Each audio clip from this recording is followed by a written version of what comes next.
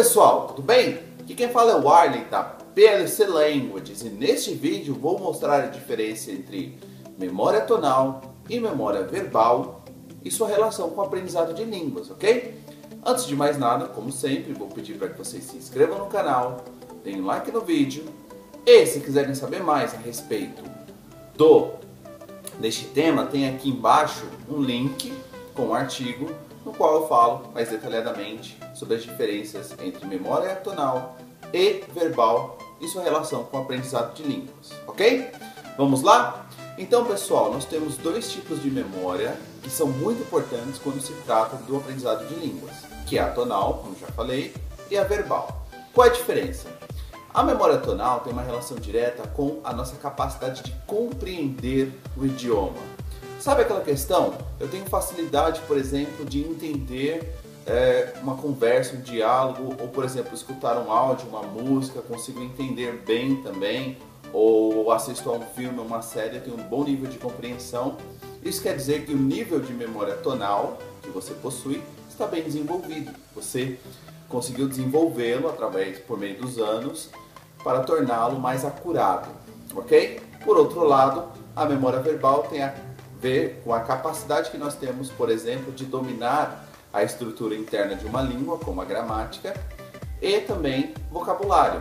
Sabe aquela pessoa que tem um ótimo conhecimento de vocabulário, conhece várias palavras no idioma? Se você perguntar, por exemplo, a respeito da estrutura da língua, ela também tem uma facilidade incrível de explicar o porquê que a gente usa isso numa situação, aquilo em determinada outra situação, e assim por diante. Então a diferença entre memória tonal e verbal é basicamente essa.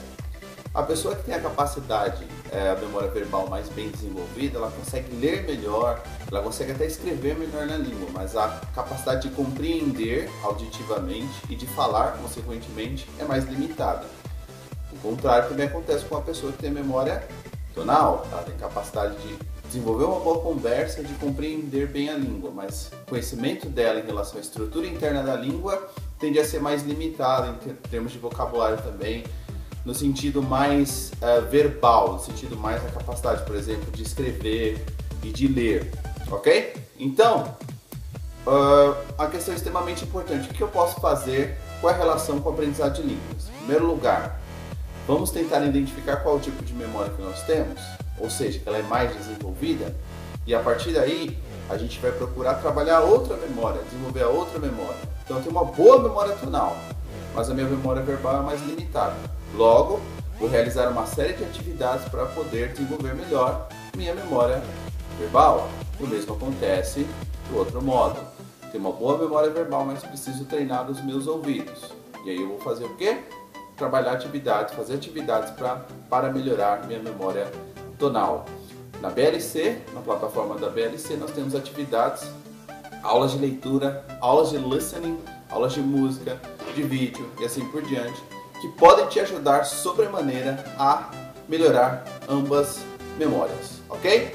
Temos também uma observação sobre a memória rítmica, que tem a ver com a nossa capacidade musical, poética. Então, uma outra memória bem legal para vocês desenvolverem é trabalhar com rimas. Por exemplo, fazer atividades na língua que vocês estão aprendendo por meio de rimas. Isso ajuda a fazer com que a sua memória faça associações de maneira mais fácil. E a nossa memória funciona melhor quando nós temos a capacidade de associar as coisas.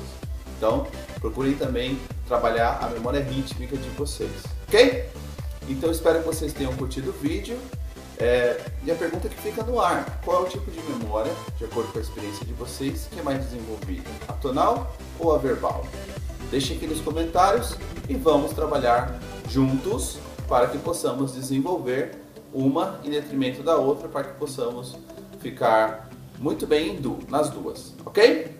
Então não deixe de clicar no link abaixo, no artigo que eu tenho aqui explicando mais detalhadamente a diferença entre uma e outra, para que vocês possam se desenvolver melhor, ok? Muito obrigado por acompanharem mais um vídeo. Não se esqueçam de compartilhar, de curtir, de se inscrever no canal e seremos em breve no próximo. Bye bye!